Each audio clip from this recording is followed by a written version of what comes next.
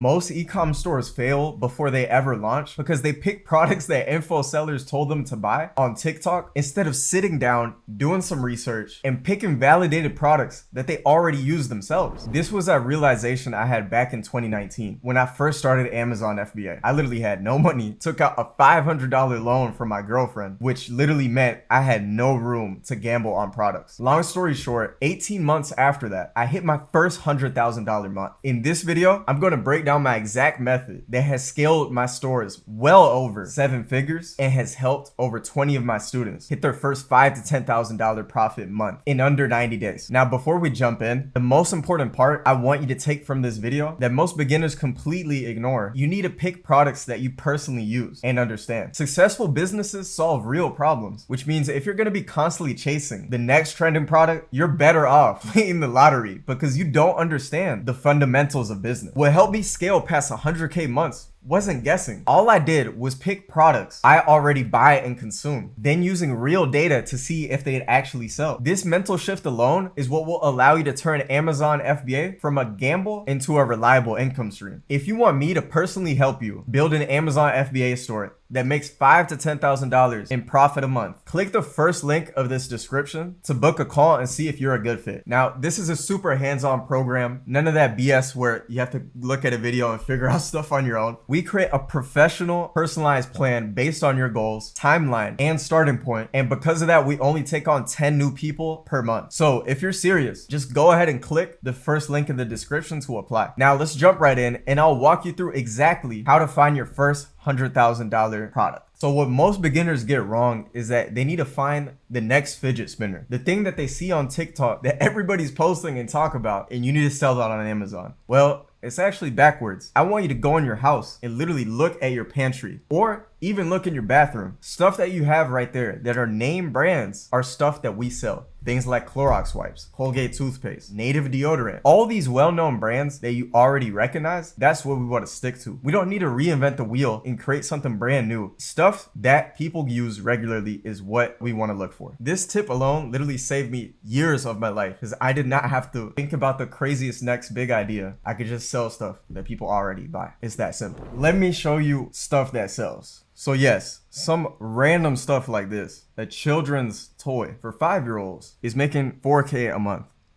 Just one product. And now what's the math behind it? All right, so I could see here on this AZ Insight tool, if I just put in $14, which is about what I'm getting it at, I'm making about $4.76 profit. But let me get the actual numbers so that I'm not off. Okay, so it's $14.97. Every cent counts, so let me be accurate. So it would be $3.79 that I'm making on this product. And stuff like this is what sells. You don't need to recreate anything new. Look, I didn't come up with the title for this product. I didn't come up with the picture. It's all already created. All I literally need to do is copy this code right here, the ASIN number, into my Amazon store, and I'm going to be able to sell this product.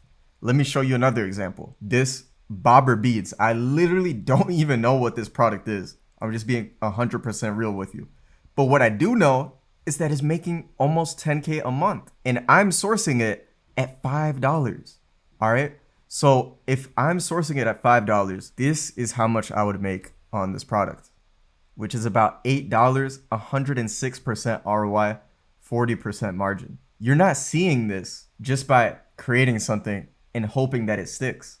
I'm not spending a dime on marketing, and this thing is making 10 grand a month. And listen, I just showed you guys only 2 products. There are endless examples like this. So now I want to show you how I actually find these products using Keepa Product Finder. This is what enabled me to find products like the examples I just showed you. So literally grab a piece of pen and paper and write down what I'm about to tell you. This right here is literally the basics to finding these sort of items and making sure you're on the right track. The good thing about Keepa Product Finder is that you can literally filter it to show you the exact criteria you want to find in a product. So in order to have success with Keepa Product Finder, these are some of the filters that we use. And obviously you could play around with these, tailor them a little bit more, and you'll get good results. But in this case, this is how I set mine up in this video so that you could see it in real time, how it's implemented. So go ahead, write this all down. But this is what you want to have: sales rank up to 150,000, The reason for that is so that you have fast movers. Sales rank drops in 30 days so that you can see if the sales rank is dropping, hence more demand. The rest of this is pretty straightforward. Buy box price so that you're selling within a price that makes sense for your profit margin. New condition because you only want to sell new items, and new offer count between 3 to 15. That means there's at least 3 people selling it or max 15, which allows you to basically get a piece of that pie. You want Amazon out of stock, because if Amazon's in stock, that means you're not going to be able to sell the items. That is also key reason we have this at 80%. And reviews so that we know it's a good item, and obviously you're not buying some crap that doesn't work, right? So this is kind of the criteria you want to stick to on Keep a Product Finder. Let me show you how this will actually look like in real time on Keep a Product Finder. Here we have it. This is the actual Keep a Product Finder. And as you can see, I'm filling it out like this. You can leave the from empty, put it right here, the 150,000, and you can see all the criteria. I actually adjusted this one, the selling price, a little bit to $12 and $90, just to give a little bit more room. This is going to populate a bunch of products, and I'm going to show you guys that live. So as you can see, these are my filters, everything that I've mentioned. You can see the 3 to 15 for the new offer count, all those things. Okay, so now I'm just going to click find products. So these are the results from setting up those filters. I found a few items, so I just clicked here on the Amazon icon, and it brought me right here and showed me one of the items. So as you can see, you know, this BSR is not ideal. So you really want to go through it and play with it. If not, you're going to be getting bad results, right? So in order to kind of fix what I just talked about, I would actually put this right here on the 2, the 150,000, and put the 1 right here. And then maybe put the 10 and the 80 here, and then the Amazon stock from 80%. Okay. And this will actually show you the amount of products once you make the changes. So here, you know, I put some really strict filters. So now I only have 10 products to show me. And then from here, you could just kind of go through that same cycle. But the idea with this is to kind of speed up that sort of learning process to find those items that are good. So I'm not going to bore you guys with me doing this manually because this does take work. I'm going to show you the results after a few hours of playing around with this and getting some good results. Although I do see one here that does look okay. But yeah, let me just speed this up for you guys. It took me about 20 minutes to find this item. So we ended up finding this. This is where I'm going to buy it from for $8. As you can see, I'm going to zoom in.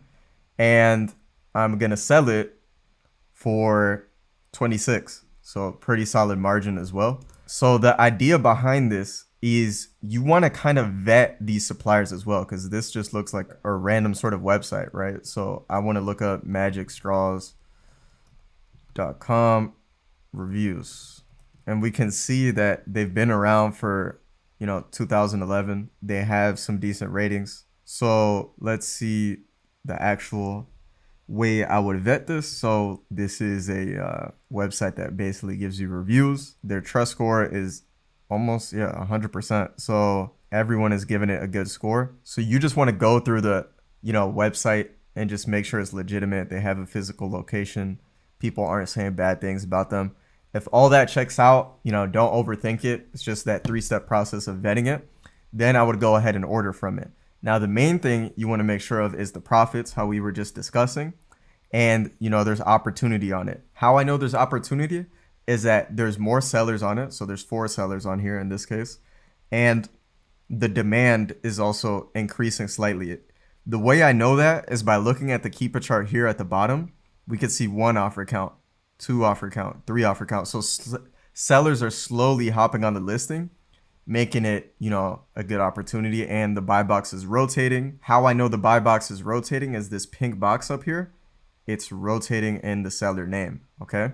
So how I'm able to know all these things is through Keepa as well. This is a Keepa feature that I'm showing right here, which allows me to assess this product and make sure if I want to use it or not. Also, another thing that people get wrong when they're starting out is that they're looking for stuff that may have a good margin and it looks like a good item, but if there's nobody buying it, you're going to be stuck with something that doesn't sell. So knowing that their demand is key. Let me show you how you see that as well. So how I know if there's demand is by looking at this right here. This is what's called the BSR. And what it stands for is best sellers ranking. How I like to think about it is if I'm in a race, the lowest number that places in that race is the fastest, right? So in this case, 18,000 is good in the race because anything over 150,000 is what's going slow, right? So if you're under 150,000, there's typically something that's getting some sort of demand. And in this case, the software tells us, right? It's getting 148 sales per month and $3,000 being made on it per month consistently. So that checks out on my demand.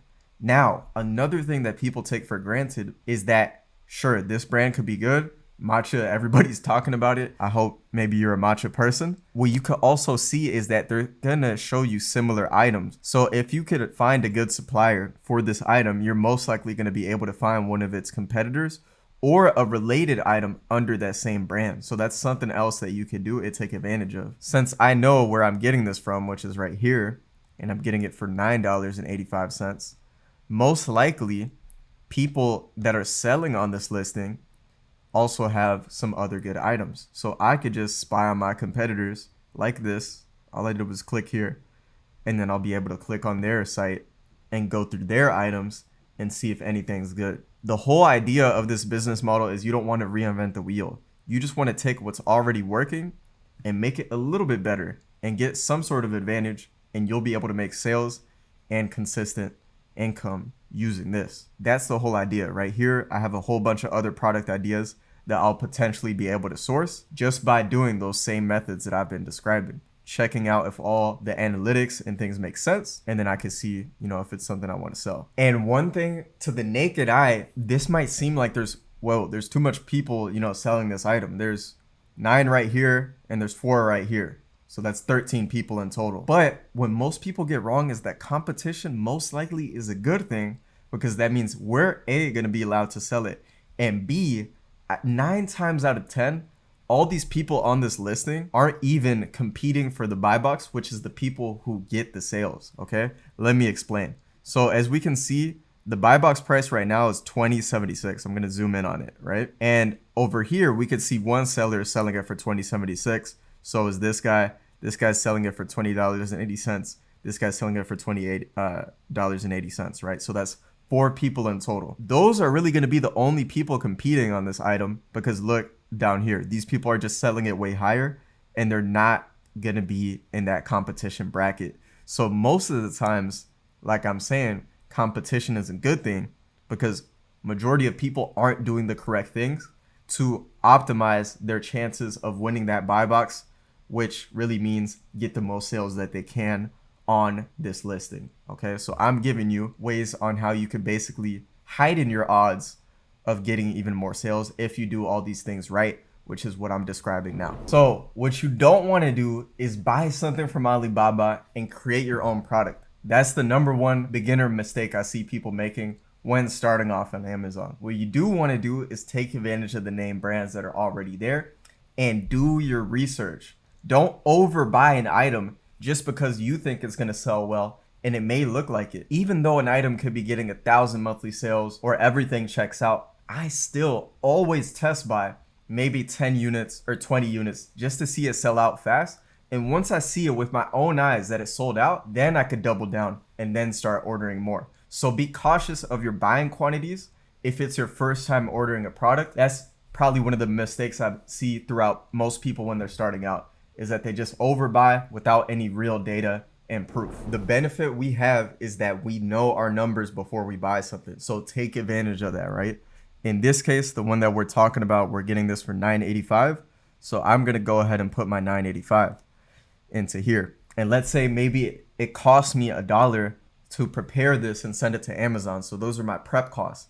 Then I would add that additional $1 into here and see how much I would really be making. So in that case, I'm making $3 profit, which checks out with our criteria. We want to be at least making $2.50 to $3 per sale on an item after all costs. So that checks out. That's the minimums, right? Obviously, the more the better. We know we're making money on the item and everything is good. And you can also have an idea of how much it's selling. So again, I would only probably buy 10 to 15 units of this if I'm being specific with this example.